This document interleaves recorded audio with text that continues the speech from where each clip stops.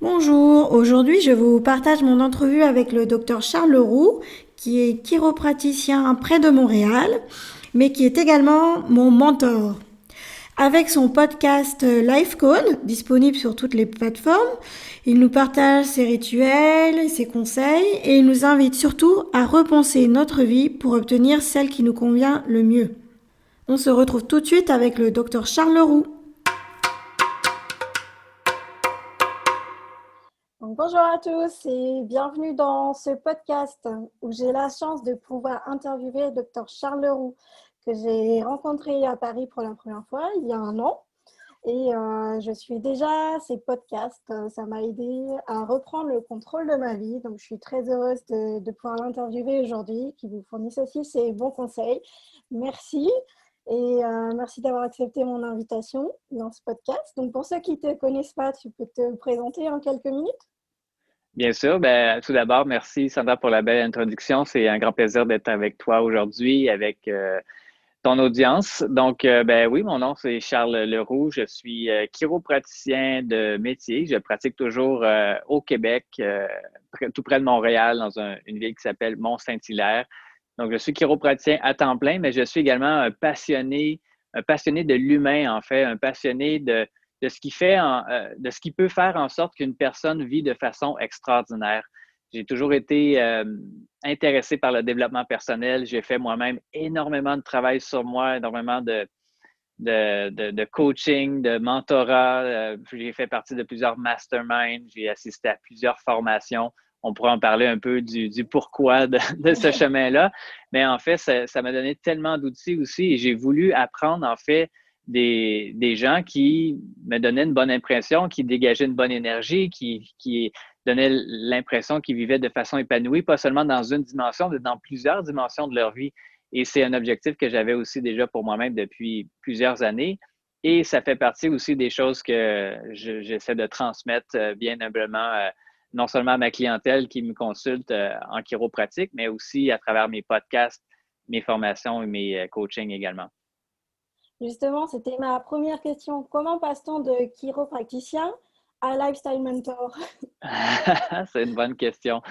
Je crois que ça s'est fait naturellement. En fait, si tu m'avais posé la question il y a 15 ans, Charles, tu vas devenir un coach ou un mentor pour entrepreneurs ou pour toute personne qui veut changer le statu quo dans sa vie et vivre de façon extraordinaire. Je n'aurais probablement pas cru à cette époque-là. Je crois que c'est d'essayer de montrer l'exemple, en fait. Qu'est-ce qui fait en sorte que je suis chiropraticien et que maintenant je fais toutes sortes de choses, mais qui sont pour moi, qui font partie de la même philosophie. Pour moi, d'abord et avant tout, la chiropratique, c'est une philosophie de vie. C'est une façon de se responsabiliser par rapport à sa santé, mais on peut appliquer cette philosophie-là à tous les aspects de la vie, que ce soit en relation, que ce soit avec nos enfants, avec notre famille, dans notre carrière, pour notre qualité de vie, tous les aspects dont on veut prendre soin, finalement, on peut appliquer cette même philosophie-là de se responsabiliser, de trouver ce qui nous convient, comment se définir soi-même comme personne. Et c'est ce que j'ai voulu faire, mais pour ma propre vie. Et avec le temps, plusieurs personnes se sont mises à me poser des questions ou à travers mes partages. Il y a de ça plus de 10 ans, avant même d'avoir fait mon premier épisode de podcast, je me suis mis à écrire des chroniques pour la clientèle qui me consultait. Donc, c'était simplement une chronique sur 2 pages, sur un sujet divers par rapport à la santé, par rapport au style de vie, par rapport au mindset, par rapport au développement personnel, à l'inspiration. Et c'était surtout des choses que je voulais me rappeler moi-même et que je m'amusais à partager. Pour moi, c'était une information complémentaire à ce que je partageais déjà aux gens qui me consultaient. Et j'ai commencé à envoyer ces chroniques-là par courriel ensuite. Donc, je gardais ça très petit, mais par courriel seulement pour les gens qui me consultaient ici. Et là, ça a fait boule de neige. J'ai eu de plus en plus de personnes qui se sont inscrites à ma newsletter et éventuellement, j'ai voulu passer à un autre niveau, transmettre quelque chose d'intéressant. Un de mes coachs, en fait, avait un programme de formation sur comment faire un podcast. Et c'était un média qui m'intéressait beaucoup aussi. Ça va peut-être te surprendre, mais je suis une personne qui est assez introvertie et j'étais plutôt timide pour faire des vidéos. En fait, je me sentais pas super à l'aise. Donc, je me suis dit que l'audio, c'est un bon juste milieu. En fait, c'est un entre-deux entre l'écrit et la vidéo. Donc, j'ai commencé à faire les podcasts et tu vois, ça a pris une ampleur totalement inattendue. Encore une fois, c'était simplement pour moi de partager et j'avais absolument aucune attente. Mais là, maintenant, le podcast, après tout près de 2 ans seulement, il est écouté dans plus de 130 pays à travers le monde et j'ai reçu plusieurs messages, énormément, des dizaines, pour ne pas dire des centaines de messages en privé sur toutes sortes de questions, sur toutes sortes de sujets. Et je me suis dit, en fait, parce que c'est un projet commun, hein, je ne l'ai pas dit depuis le début, mais c'est un projet commun, LifeCode, avec ma femme Lynn. Donc, tout simplement parce qu'on mène notre vie de cette façon-là, eh bien, même si je suis la voix un peu plus publique, il faut dire que Lynn et moi, on est ensemble dans ce projet-là. Et on a décidé de lancer une première formation LifeCode en janvier 2019. Oui, ça fait un petit peu plus d'un an au moment où on enregistre cette entrevue-là. Et à partir de là, encore une fois, sans aucune attente, mais des centaines de personnes de partout dans le monde se sont inscrites à cette formation-là. C'était totalement inattendu. Et un des participants, qui est chiropracteur en France, m'a invité en fait à voir la possibilité d'organiser des événements en live. Et donc, avec Lynn, on a fait une première formation, un premier événement live en France, donc à Paris, avant même de faire des choses au Québec comme ça, dans notre communauté. On a commencé par faire un premier événement à Paris, ça a super bien fonctionné. Et là, tout s'est enchaîné. Je crois que quand on est aligné, quand on sait très clair ce que l'on veut dans la vie et que l'on mène sa vie de façon intègre et authentique, la vie nous ouvre des portes. Et si on est assez attentif pour voir les portes qui s'ouvrent devant nous et qu'on a le courage d'avancer dans cette direction-là, les opportunités sont absolument extraordinaires et les récompenses d'autant plus. Donc, c'est ça, en fait. Je suis sur ce parcours-là, mais en même temps que je le construis, je suis extrêmement reconnaissant et touché par les messages et les commentaires que l'on reçoit, mais je me sens en même temps de plus en plus aligné. Et Lynn et moi, on est super excités à l'idée du futur, malgré le fait qu'on soit dans une période plus incertaine où il y a des doutes, il y a toutes sortes de choses qui se passent dans le monde en ce moment, mais on reste quand même très focus sur les choses sur lesquelles on a le contrôle et que ce soit en live ou en virtuel, eh bien, le futur, je le vois toujours de façon très optimiste et on va voir là où ça va nous mener, mais je peux pas dire encore que je suis un lifestyle mentor. On dirait que c'est pas. Je suis Charles Leroux, en fait. Je fais les choses qui me passionnent, qui m'inspirent et c'est la meilleure réponse que je peux te donner finalement. Ouais. Mais c'est déjà super inspirant comme parcours. Et là, ton podcast donc Life Code a déjà 464 épisodes. Et à une personne qui écoute seulement, qui découvre, qui justement met ce pied un peu dans le monde du développement personnel, quel est l'épisode sur les 464 que tu lui recommanderais d'écouter vraiment en premier? Puisqu'il arrive, il débarque, il sait qu'il y a quelque chose à changer, mais il ne sait pas quoi. Donc, quel est le premier épisode qu'il faudrait qu'il écoute? C'est vraiment une bonne question, en fait. Il y a tellement de sujets qui sont couverts avec LifeCode. La meilleure suggestion que je peux faire, parce que tout est gratuit et tout est disponible 100% du temps sur sur toutes les plateformes de podcast, en fait, que ce soit sur Spotify, Apple, Google ou d'autres plateformes de podcast que je ne connais pas, mais je sais que le podcast, il existe là. Les 464 épisodes sont disponibles là. Donc, il n'y a pas de hasard ou il n'y a pas de coïncidence dans la vie, c'est-à-dire qu'une personne peut simplement aller voir la bibliothèque des épisodes et défiler et arrêter à tout hasard sur un épisode et ça peut être exactement le message que cette personne-là a besoin d'entendre.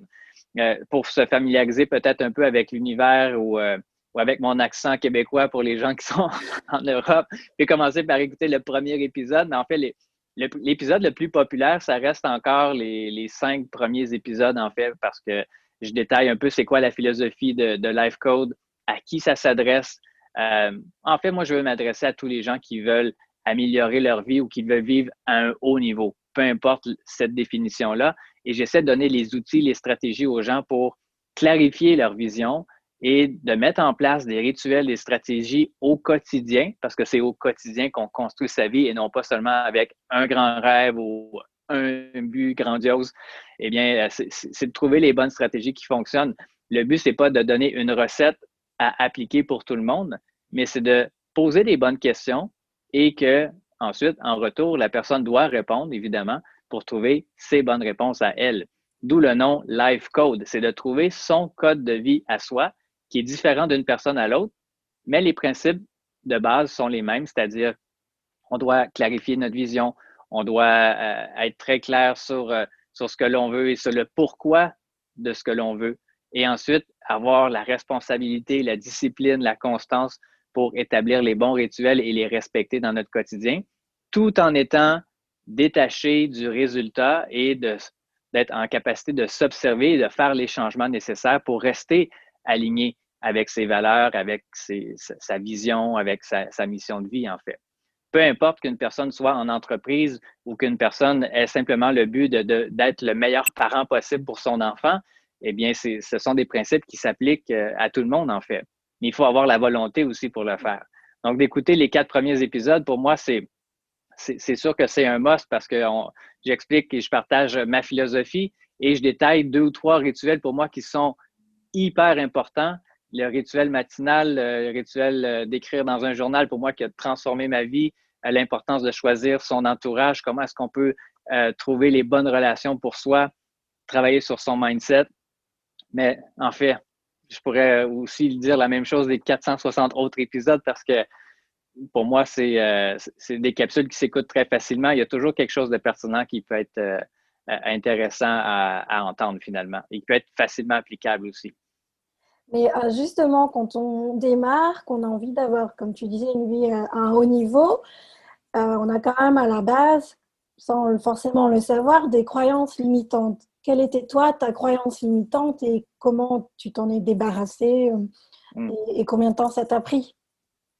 C'est une excellente question. Je te dirais que les croyances limitantes, on en a tous parce que on vient au monde avec une éducation qui nous a été fournie par nos parents, par nos enseignants, par notre culture, notre communauté, par les médias.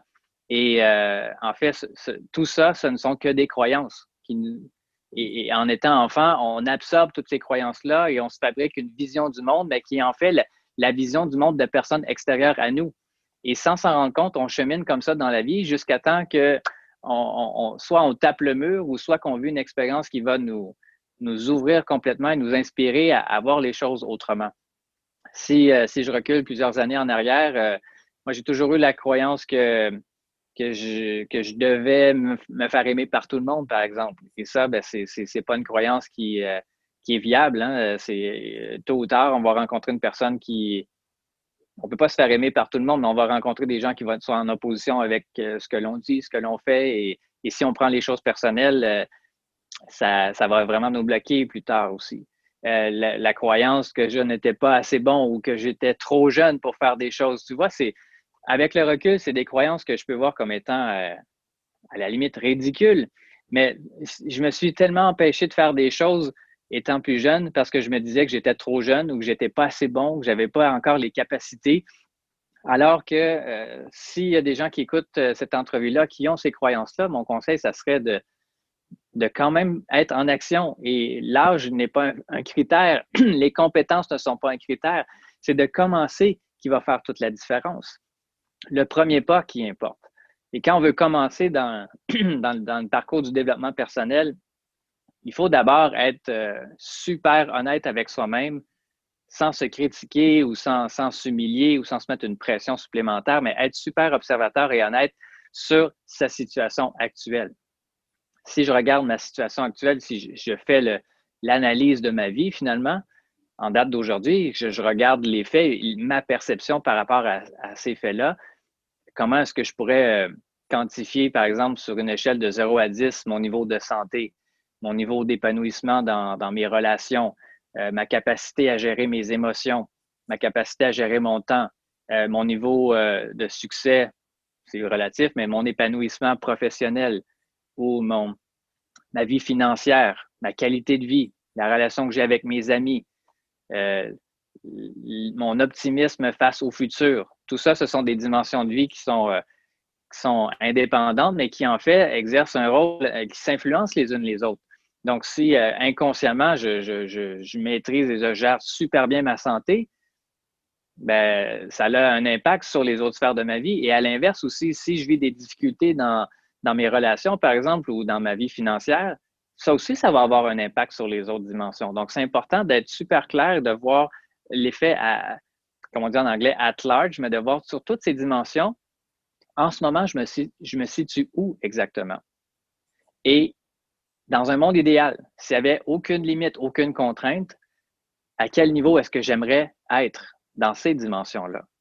Donc, après s'être posé la première question, c'est où je suis en ce moment. La deuxième question, c'est à quel endroit est-ce que je veux être? Donc, qu'est-ce que je veux réellement dans ma vie?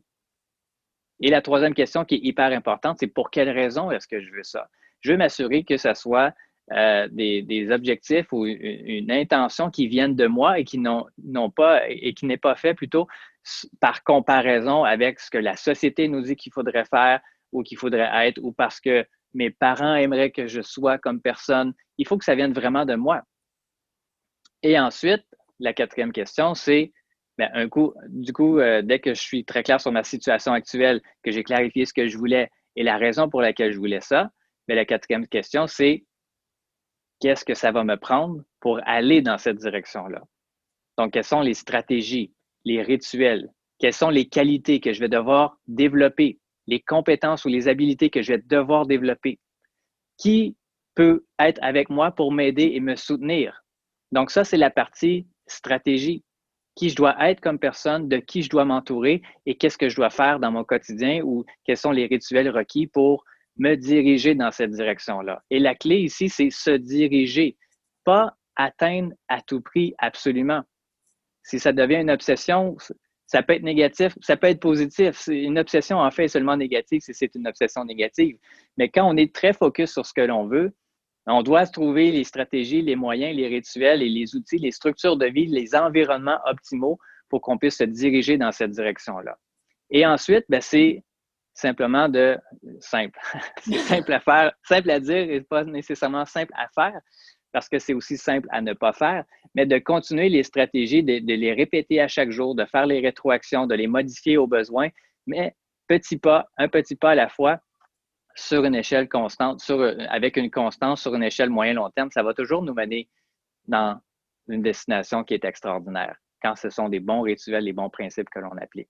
Donc, j'ai dit énormément d'informations. Je sais que ça peut paraître très complexe tout ça, mais c'est justement ce que j'essaie de simplifier le plus possible à travers mes épisodes de podcast, à travers les coachings, les formations que Lynn et moi, on offre aussi aux gens, parce que tout simplement, c'est la façon avec laquelle Lynn et moi, on mène notre vie présentement, et ça depuis plusieurs années, depuis plus de 15 ans, en fait.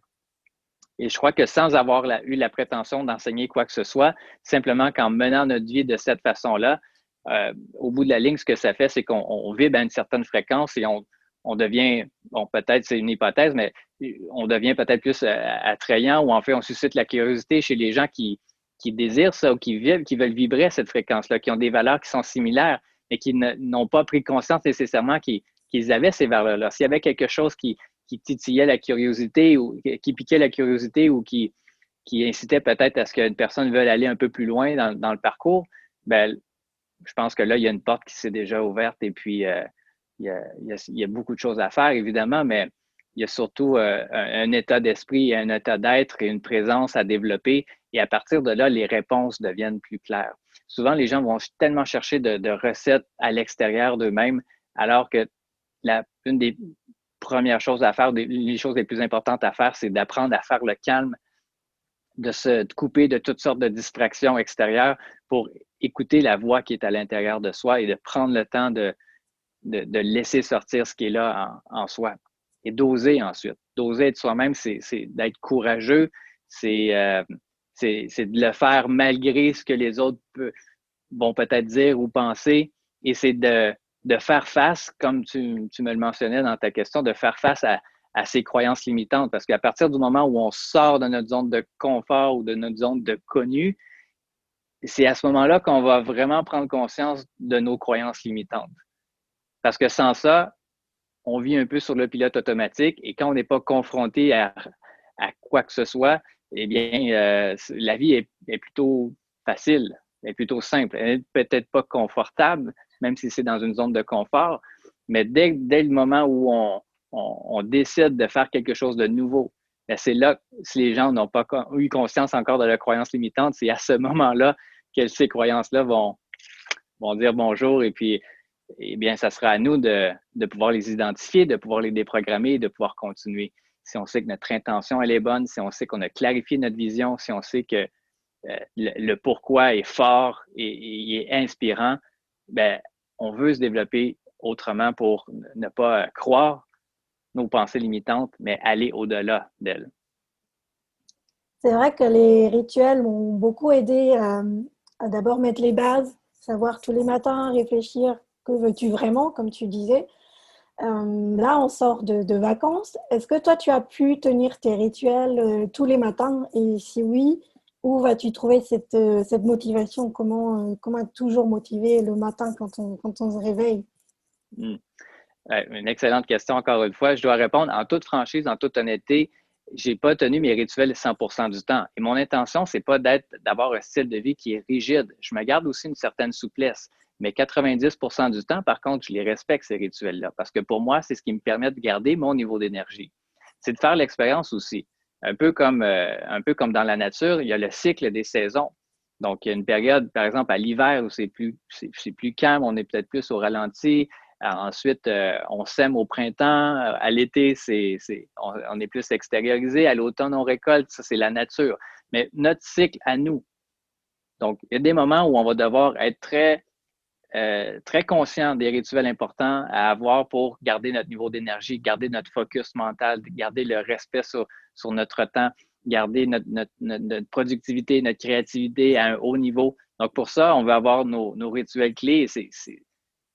C'est pas seulement important, pour moi, c'est essentiel de les avoir, ces rituels-là. Et quand on est en période de repos, de vacances, après avoir eu un cycle où c'était la productivité, c'était la création de nouvelles choses, où c'était dans un mode plus go, go, go, ben, c'est sain et c'est même très important aussi d'avoir des périodes de repos, de récupération, de régénération, où on appelle ça les vacances, mais ça peut être fait à travers la semaine ou à divers moments dans l'année aussi. Et pendant ce temps-là, ben, je peux être un peu plus relâché sur mon rituel matinal, par exemple. Plutôt que de me lever à 5 heures le matin, je peux avoir certains matins où je vais me réveiller quand mes yeux vont s'ouvrir et puis je vais me lever de mon lit, je veux dire, quand mes yeux vont s'ouvrir et puis je vais être totalement OK aussi avec ça. Je ne me mets pas de pression de devoir faire mon rituel. Mais avec le temps, avec la répétition, plusieurs de ces rituels-là sont devenus tellement intégrés en moi que c'est un automatisme pour moi de les faire et je me sens mieux de le faire que de ne pas le faire. Ce qui n'était peut-être pas le cas nécessairement au départ. Et quand on veut intégrer un nouveau rituel, c'est important de se donner une période de temps suffisante pour permettre à notre corps, à notre système nerveux de fabriquer l'architecture neurologique intérieure pour pouvoir ensuite se dire que ce rituel-là est vraiment intégré. Donc, pour intégrer une nouvelle habitude, il y a plusieurs études qui ont été faites sur le sujet, mais le temps moyen, c'est environ 66 jours. Ça varie entre 3 semaines et 6 mois, dépendamment du rituel, dépendamment du contexte ou de la personne, mais il faut se donner une période de temps suffisante pour ça. Donc, pour répondre à ta question, pour les rituels que je fais, même durant l'été, même durant la période de vacances, comment est-ce que je trouve l'énergie pour le faire? Bien, je me suis tellement entraîné avec le temps à me discipliner autour de ces bons rituels-là et j'ai vu les avantages, je vois le bénéfice et c'est devenu ma croyance fondamentale que grâce à ce rituel-là, ça me permet d'avoir un bon niveau d'énergie, d'être plus présent, d'être plus patient avec les membres de ma famille, par exemple, ou d'être encore plus conscient de mon environnement extérieur, intérieur, d'être plus intuitif. Donc, pour moi, c'est dans mon coffre à outils et je ne voudrais pas m'en passer. Donc, c'est avec le temps, avec la répétition qu'on devient à avoir des rituels où c'est plus facile de les faire que de ne pas les faire. Mais il faut se donner le temps pour arriver à ce niveau-là. Ce n'est pas arrivé du jour au lendemain, mais avec le temps, avec la répétition, on va arriver à ça aussi. Et y a-t-il un rituel ou plusieurs même que tu avais mis en place où tu n'avais pas eu les résultats escomptés et tu t'es dit c'est fini, j'arrête ce rituel, il m'arrive que des choses pas normales, négatives, j'arrête celui-là.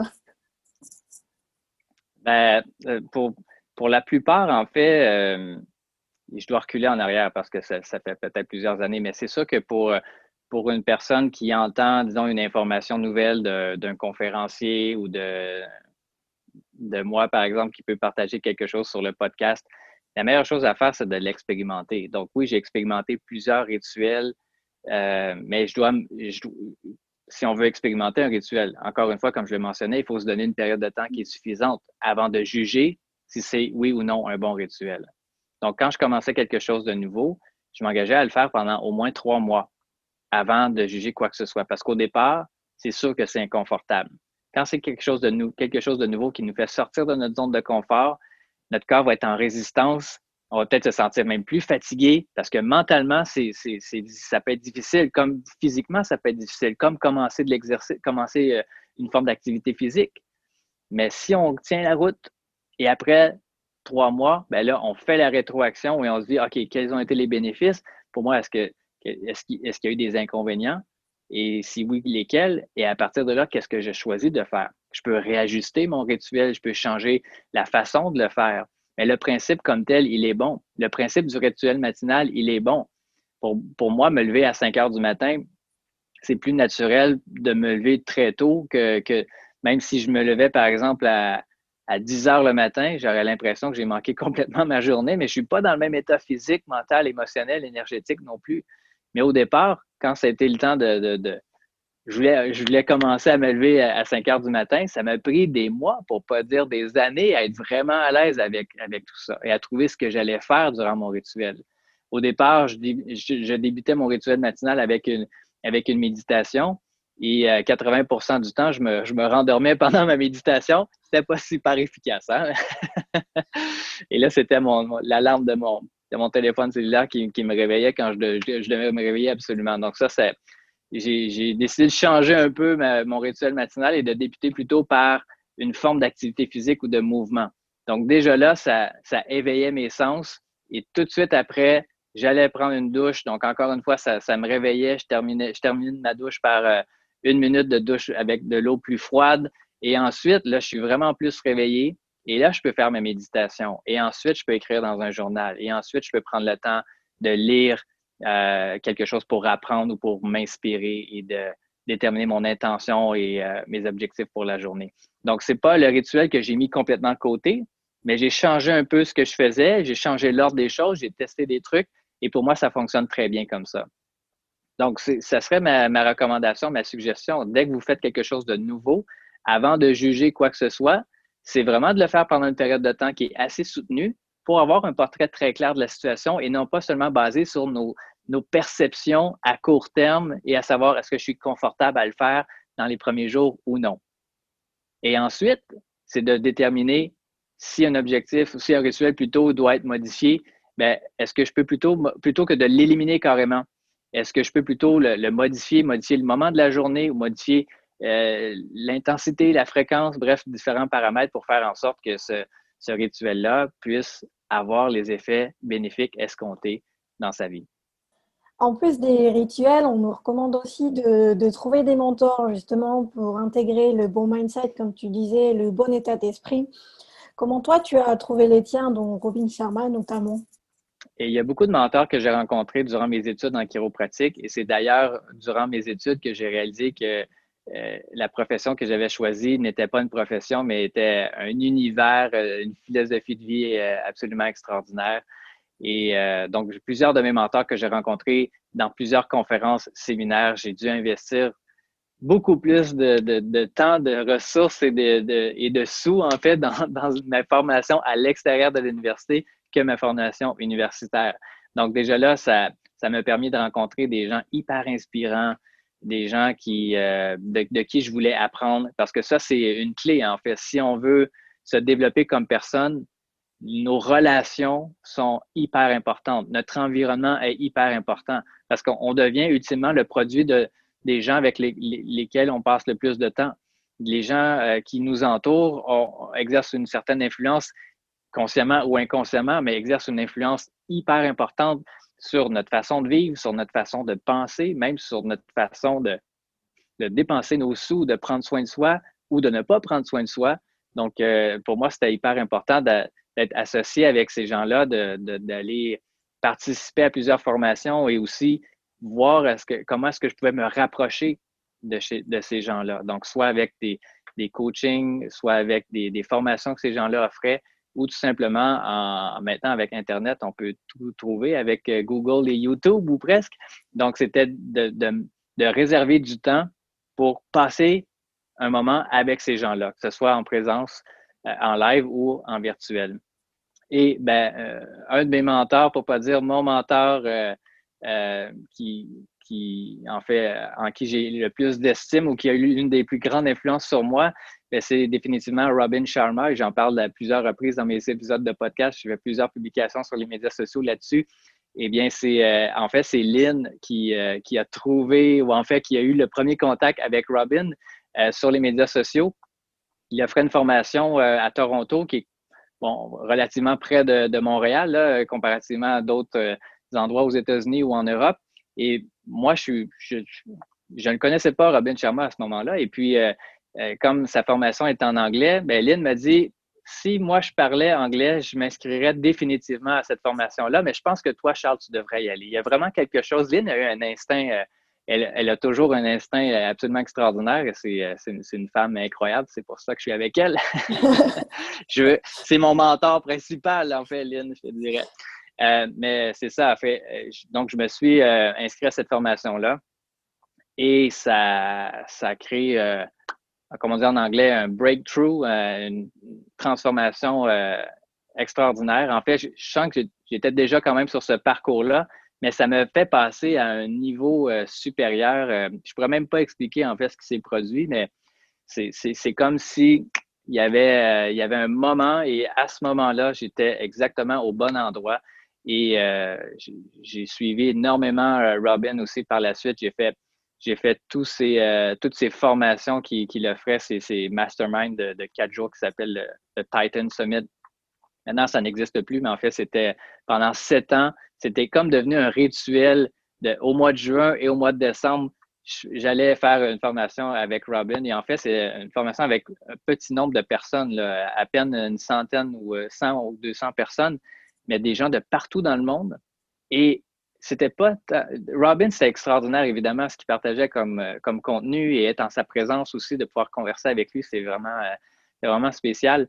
Mais c'est aussi et surtout l'entourage, les gens, les participants. C'est là que je peux vraiment dire que j'ai appris encore plus parce que je pouvais voir des gens de tous les milieux, des entrepreneurs, des milliardaires, des superstars dans leur domaine professionnel, des sportifs, des artistes et des gens de tous les milieux, en fait, mais qui, pendant un moment, se réunissent dans une espèce d'univers parallèle et des échanges et conversations. Je t'en parle, j'ai encore les frissons, en fait. J'ai vraiment hâte de pouvoir y retourner. En fait, plusieurs de ces personnes-là sont devenues des amis. On communique encore ensemble assez régulièrement. Et donc, je peux dire que le meilleur investissement qu'une personne peut se faire, c'est dans son propre développement personnel.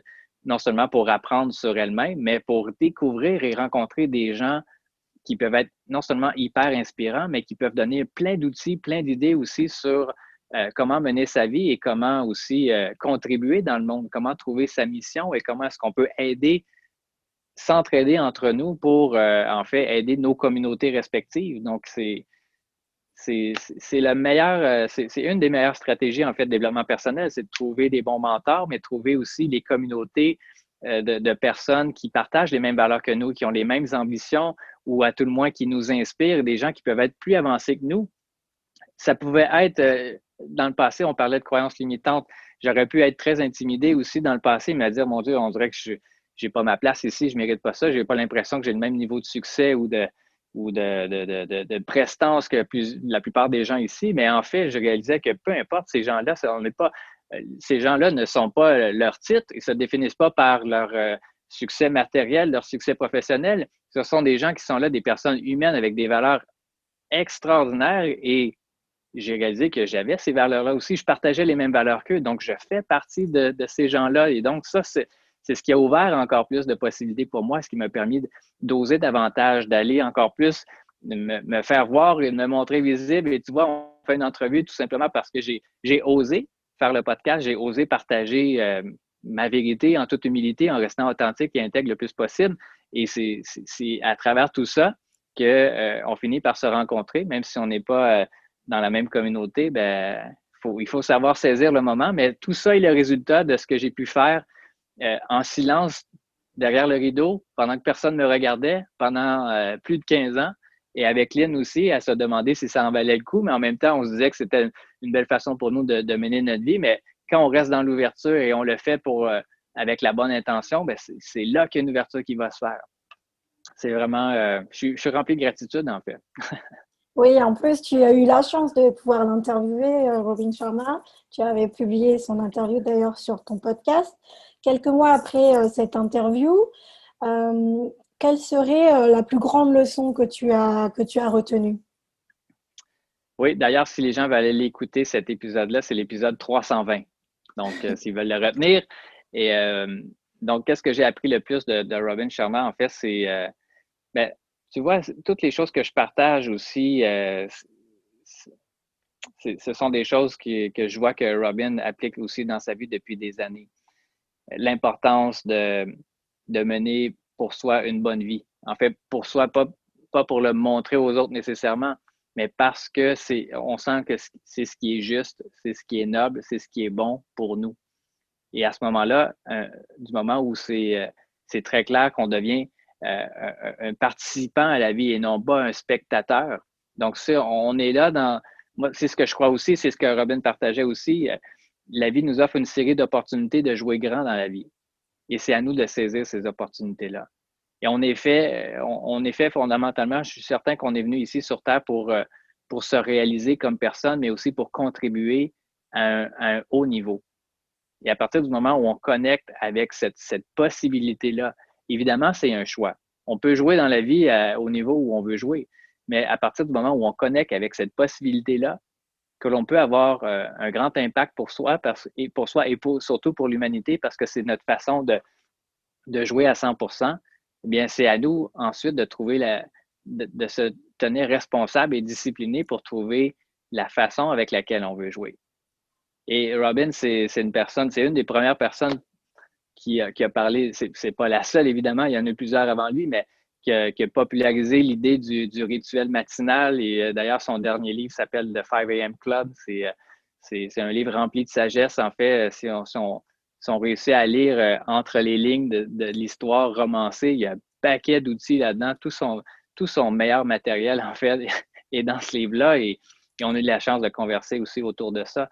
Mais il y a aussi un aspect, et là, ça dépend de l'ouverture d'esprit de chaque personne, mais il y a aussi un aspect énergétique, un aspect spirituel pour moi profondément à la vie. Et on a parlé un peu de ça aussi, Robin et moi, c'est que c'est le sentiment d'avoir une mission aussi pour sa vie. À un niveau spirituel, on doit trouver le sens de sa vie, trouver la raison pour laquelle on veut se lever chaque matin et on veut continuer à vivre. Parce que sinon, à quoi bon de répéter chaque année pendant 80 ans et appeler ça une vie? En fait, pour moi, la vie, c'est la croissance, c'est l'évolution et c'est ce que Robin partageait aussi en même temps. Donc, c'est comme si on avait eu un échange naturel aussi ensemble, mais la chance de s'asseoir avec son mentor et de simplement lui poser peut-être une ou deux questions, de le laisser aller là-dessus. C'était un beau moment, en fait. J'ai vraiment apprécié le moment. Eh bien, justement, tu parles de sens, de la vie, d'être aligné en phase avec ses valeurs. Toi, pour moi, c'est plutôt, ça revient au même, je pense, aller vers la vie de ses rêves. Y a-t-il des rêves d'enfant que tu as pu réaliser et que tu pensais que ça serait impossible? C'est une excellente question, en fait. Je sais pas. En fait, moi, je rêve d'un monde. Je m'assure que mon rêve soit énorme, mais sans être intimidé par mon rêve. Autrement dit, je fais aussi en sorte que mon rêve ne soit pas à propos de moi, mais à propos d'une possibilité de ce que je peux voir pour l'humanité. Parce que si on a un rêve comme par exemple, bon, je ne veux pas juger des gens qui ont ces rêves-là, et ça peut être excellent, ça peut être un excellent tremplin pour se mettre en action. Mais mon rêve n'est pas avec un certain niveau financier ou d'atteindre un statut ou d'avoir un titre ou d'avoir un certain nombre d'auditeurs sur mon podcast, des trucs comme ça. Pour moi, c'est un rêve par rapport à l'humanité. Je souhaite et je rêve un jour que l'humanité puisse vivre en connexion, en conscience, en collaboration, dans une énergie d'amour et de contribution. Et que l'on puisse tous ensemble travailler à créer un monde où tout le monde aurait sa chance, tout le monde pourrait s'épanouir, tout le monde pourrait se développer au niveau où chaque personne voudrait se développer et que les projets au niveau environnementaux, au niveau familiaux, au niveau des communautés puissent se développer à 100%. Donc, pour moi, c'est de contribuer à l'énergie de l'amour, de la connexion, de la contribution de l'humanité, l'élévation, que chaque personne puisse se sentir en croissance et en progression parce qu'elle en a la permission. Et ça, ben, est-ce qu'un jour je vais atteindre ce rêve-là? Je ne sais pas, mais après, je me dis, comment est-ce que je peux contribuer à ce rêve-là? Et pour moi, ben, c'est d'abord et avant tout d'être l'exemple d'une personne qui va vivre dans cette énergie-là. Est-ce que je réussis à le vivre à 100% du temps? Évidemment, non. J'ai mes démons, j'ai mes croyances, j'ai mes limites, j'ai mes doutes, j'ai mes anxiétés, mais j'essaie d'en être le plus conscient possible et de continuer à travailler sur moi. Je sais que plus je vais travailler sur moi, meilleur je vais devenir comme personne, meilleur je vais devenir comme partenaire de vie, comme père de famille, comme chiropraticien, comme podcasteur, comme mentor et je veux contribuer à ce niveau-là. Ça part d'abord et avant tout par moi, mais je suis aligné. C'est comme si mon rêve ou mon but, c'était un peu comme mon étoile du Nord et je veux m'aligner, aligner ma boussole, aligner mes actions, aligner mon environnement extérieur et intérieur en fonction de ce rêve-là. Et j'essaie d'être présent à ce que la vie me demande aussi. Je n'essaie pas d'atteindre ou d'accomplir quoi que ce soit. Plus j'avance dans la vie, plus j'essaie le plus possible de simplifier ma vie et de rester dans le moment présent, à me demander, OK, qu'est-ce que la vie demande de moi en ce moment?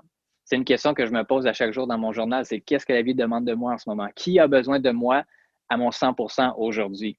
Et comment est-ce que je peux aider à servir les gens, à servir la vie dans ce besoin-là, si on veut, dans cet objectif-là aussi aujourd'hui. Donc, après ça, j'essaie d'être à l'écoute tout simplement aux opportunités et à ce qui est là à l'intérieur de moi pour continuer à passer à l'action. Comment est-ce que je peux continuer à contribuer davantage? Il y a plein de projets que j'ai en tête aussi que je garde pour moi parce que je sens qu'il peut y avoir un timing, un moment pour les partager, ces choses-là.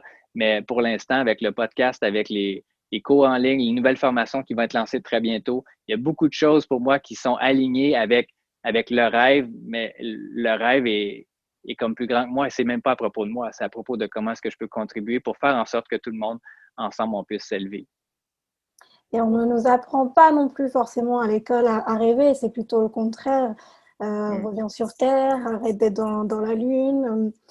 Et justement, toi, tu as 2 enfants, comment fais-tu ou quel conseil tu leur donnes justement pour qu'ils puissent se rattacher au monde spirituel, auquel clairement aujourd'hui on est dans un monde tout le temps dans le mental.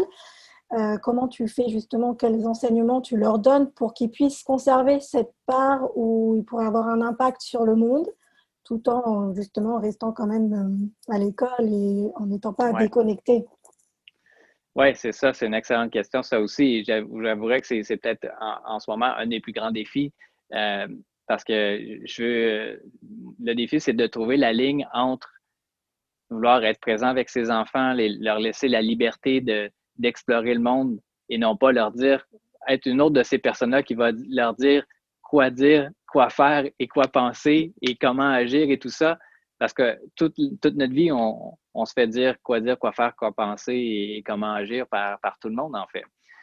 Donc, ma femme et moi, on essaie de leur donner un maximum de liberté tout en leur assurant aussi en même temps une certaine structure. La meilleure chose que je peux dire par rapport à tout ça, c'est si les gens ont des enfants, c'est de les écouter, de leur poser des questions, de voir qu'est-ce qu'ils aiment et de s'intéresser à eux. Et quand ils reviennent de l'école, ben de pas seulement leur poser la question comment a été ta journée, mais d'essayer de leur poser des questions comme qu'est-ce que tu as appris ou qu'est-ce qui est arrivé de génial pour toi aujourd'hui ou qu'est-ce qui est arrivé de drôle aujourd'hui. Essayer de leur faire parler d'une certaine situation et de leur montrer que l'on peut être présent et qu'ils peuvent nous faire confiance. Et à partir de ce moment-là, quand eux viennent se confier à nous ou nous parlent d'une certaine situation, ben c'est de se montrer intéressé, de les écouter sans essayer de leur trouver une solution. Disons qu'ils vivent une certaine situation conflictuelle ou ils hésitent ou ils vivent certaines émotions, ben de leur poser des questions pour voir comment est-ce qu'eux interprètent cette situation-là. et de leur permettre de voir peut-être une ou deux possibilités différentes, de leur ouvrir la porte et de leur demander qu'est-ce qu'ils en pensent. Et à travers tout ça, ben, on peut faire aussi confiance à nos enfants parce que ce sont des êtres absolument extraordinaires et quand on leur permet les bons principes, je pense que ce qui est le plus important pour un enfant, c'est de se sentir en sécurité, de se sentir aimé, de se sentir apprécié et que, encore une fois, comme je l'ai mentionné à plusieurs reprises, c'est comme parents qu'on puisse montrer l'exemple. De pas, ma femme et moi, on ne cache pas beaucoup de choses là, à nos enfants. Là. Si on a quelque chose à discuter entre nous, parfois le ton va monter un peu, on va le faire, mais on règle nos situations aussi devant nos enfants, en famille. Je veux dire, les enfants sont très impliqués. Pour nous, notre famille, c'est notre clan. Donc, on est très soudés comme famille aussi avec nos enfants. Et ça peut être comme ça dans toutes les familles, mais pour nous, c'est une valeur très importante. Donc, on implique nos enfants dans nos projets. Dès que nos enfants étaient bébés, ils venaient avec nous dans nos séminaires, dans nos formations et tout ça. Maintenant, à 12 ans et à presque 15 ans, ça change un peu, mais quand même, la base, elle est là. Et encore une fois, il faut leur faire confiance. Il faut leur donner aussi une certaine liberté, mais en leur assurant aussi des bonnes bases, des bonnes structures. Et tant qu'il y a le respect, la confiance, l'écoute, la présence, la compréhension, mais à partir de là, c'est à eux de faire leurs propres expériences. Les encourager à faire leurs propres expériences, de leur montrer qu'ils peuvent être courageux, à essayer des choses nouvelles aussi, qu'ils puissent se faire confiance. Et je vois nos enfants cheminer dans la vie et c'est notre, Aline et moi, c'est notre plus grande fierté, en fait, c'est de voir comment eux s'intègrent avec leurs amis et comment est-ce qu'ils interprètent les choses. On voit qu'ils ont une façon de voir la vie qui est vraiment spéciale et même nous, comme personnes, comme parents, on peut apprendre énormément d'eux. Bien souvent, les enfants sont là dans notre vie pour aider leurs parents, beaucoup plus que les parents sont là pour aider les enfants. Et je peux dire que si j'ai pu voir certaines de mes pensées limitantes ou encore une fois des facettes de mon ego qui ont pu refaire surface, ben, je peux remercier mes enfants, mais même si des fois, ce n'est pas toujours facile. Mais je peux te dire que je suis devenu vraiment une meilleure personne grâce à ma femme Lynn, mais aussi grâce à mes enfants. Et ça, je peux les remercier. Mais il faut être conscient que comme parents, oui, on a des choses à apprendre à nos enfants, mais on a surtout un exemple à leur montrer. Pour le reste, c'est d'être dans l'humilité aussi, de pouvoir apprendre de nos enfants et de leur faire confiance, comme je l'ai mentionné. Et si toi, tu avais une clé magique pour pouvoir revivre un des meilleurs moments de ta vie, ce serait lequel? Je dis souvent à ma femme que j'aimerais pouvoir revenir en arrière avec le même niveau d'information, de connaissance et de conscience que j'ai aujourd'hui. J'aimerais pouvoir revivre ma vie avec ça. Et bien entendu, c'est pas possible. Et puis, je serais peut-être pas la personne que je suis aujourd'hui si j'avais pas vécu tous ces événements-là et rencontré toutes ces personnes. Ben, c'est certain que si je recule en arrière du moment où j'étais à l'université, c'était une époque où on pouvait être 100% dans le plaisir, dans le présent, sans avoir les responsabilités d'aujourd'hui. Ça serait bien agréable de peut-être vivre un petit moment de cette époque-là, mais bien honnêtement, je suis en ce moment dans ma vie, dans l'époque où je suis le plus épanoui, je me sens le plus accompli comme personne et j'ai l'impression que ce n'est que le début. Donc, je ne voudrais pas revivre les choses en arrière. Je ne tiens pas à avoir cette clé magique-là.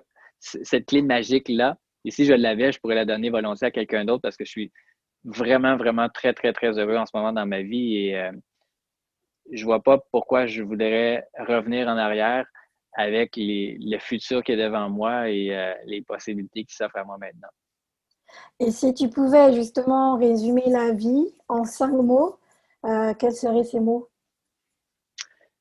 Découverte, connexion, conscience, croissance et contribution. Ça serait mes 5 mots. Si tu devais écrire un livre justement qui résumerait le Life Code, donc tous tes podcasts, quelles sont les règles que tu donnerais? Eh bien, un petit punch, le livre, il est en écriture. Ah! Donc, ça va sortir.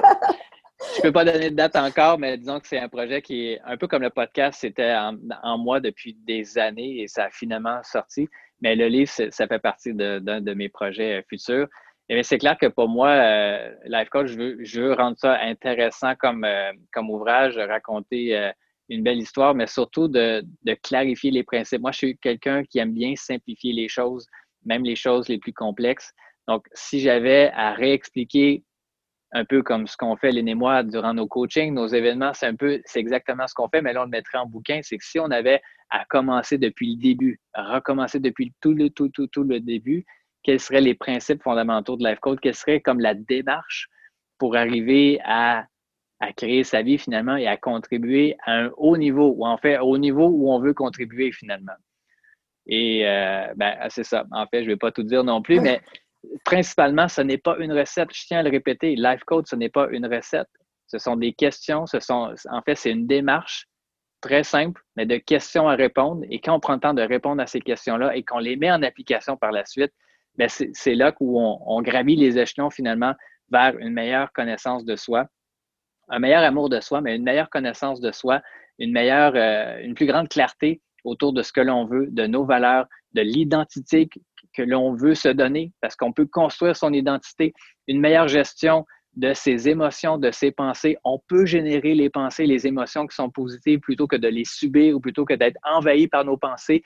On peut dire à notre cerveau et à notre cœur, vous êtes à mon service et je suis à votre service aussi, mais vous êtes à mon service. C'est-à-dire que voici mon intention, c'est clarifié, et voici mon pourquoi, c'est clarifié aussi. Maintenant, je vais dans l'univers et je veux être aligné avec cette intention-là. Et ensuite, une plus grande clarté au niveau de son environnement, de ses structures de vie, de son entourage, et ensuite, comment passer à l'action, comment surpasser la procrastination, comment surpasser ses peurs, ses doutes, rester aligné, être dans les bonnes prédispositions pour naviguer à travers n'importe quelle chose qui pourrait arriver dans le contexte, même en ce moment où on vit un contexte mondial qui peut être assez turbulent, où il y a beaucoup d'incertitudes, beaucoup de doutes, des gens qui vivent quand même des drames, il faut se le dire aussi, mais comment est-ce qu'on peut passer à travers cette époque-là et arriver à rester dans une solidité intérieure et un rayonnement, une fréquence vraiment vibrante à un haut niveau pour pouvoir passer ensuite au prochain niveau. Donc, c'est un peu ça que je veux détailler dans Life Code. Et puis, ça serait en fait le résumé de notre séminaire, mais vraiment étape par étape. Donc, ça serait ce que je détaillerais. Et justement, pour passer au prochain niveau, donc c'est vrai que moi, j'ai fait un travail sur moi, j'ai appris à me connaître. Et ma question suivante, c'est, mais maintenant, comment je me différencie? Je sais qui je suis, je connais mon pourquoi. Comment je me différencie de tous les autres pour pouvoir avoir un impact justement sur d'autres personnes? Ben, se différencier des autres, c'est en étant soi-même. Ça peut sembler tellement simpliste, mais en fait, il y a pas deux personnes comme toi.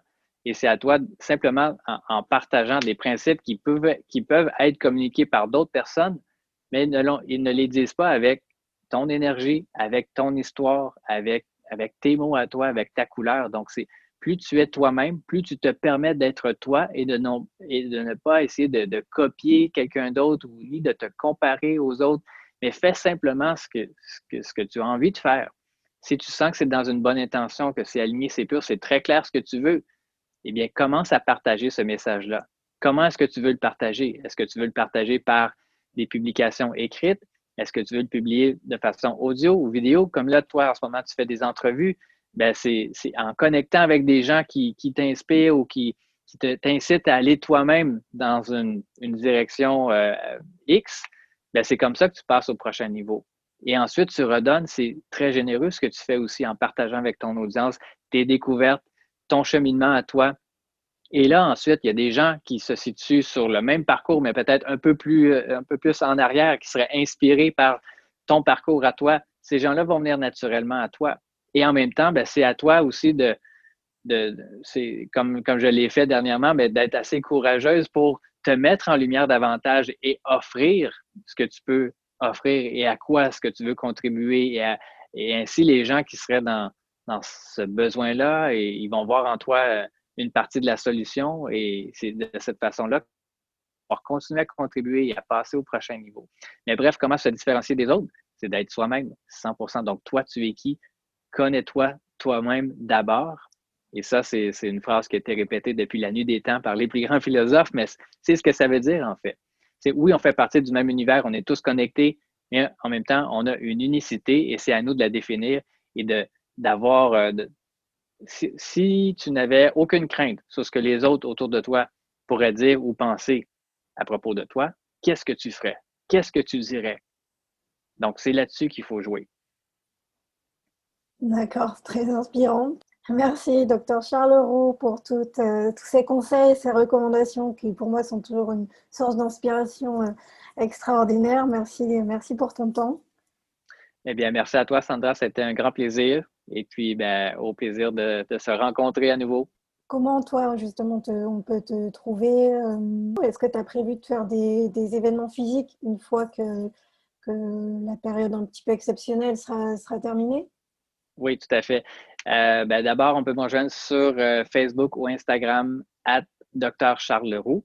Et les gens peuvent m'écrire en privé, peuvent commenter les publications, les stories, évidemment. Le podcast Life Code se retrouve sur plusieurs plateformes, comme je l'ai mentionné, Apple Podcast, Google Podcast, Spotify, entre autres. Sur mon compte Instagram, c'est bien indiqué aussi si les gens veulent, sur mon lien, les gens peuvent cliquer pour rejoindre le podcast à différents niveaux. J'ai un groupe Facebook aussi qui s'appelle Life Code Hackers. C'est gratuit. Les gens peuvent venir poser leurs questions, partager aussi leurs percées, leurs inspirations du moment également. Je suis très présent sur le groupe aussi. Et pour ce qui est des événements, on se croise les doigts, mais le prochain événement, Life Code, l'expérience live, aura lieu à Paris en mai 2021. Les gens peuvent m'écrire aussi à ce sujet-là. La page existe, mais je n'ai pas fait de promo encore pour ça parce que l'événement devait avoir lieu en 2020, mais il a été reporté en 2021.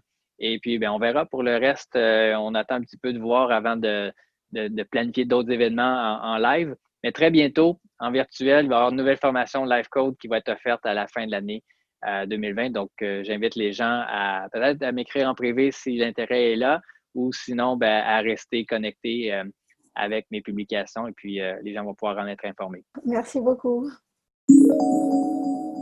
Je vous remercie de votre écoute et j'espère que vous avez savouré autant que moi cet entretien avec le docteur Charles Roux. J'en profite pour vous dire qu'il démarre un challenge de 7 jours qui s'appelle Challenge Life Code Connexion. Ce challenge va démarrer le 12 octobre, donc très bientôt. Donc je vous invite à vous inscrire sur le site monlifecode.com et de profiter de cette occasion de pouvoir passer 7 jours avec lui, reprendre le pouvoir de votre vie selon vos propres termes. À très bientôt!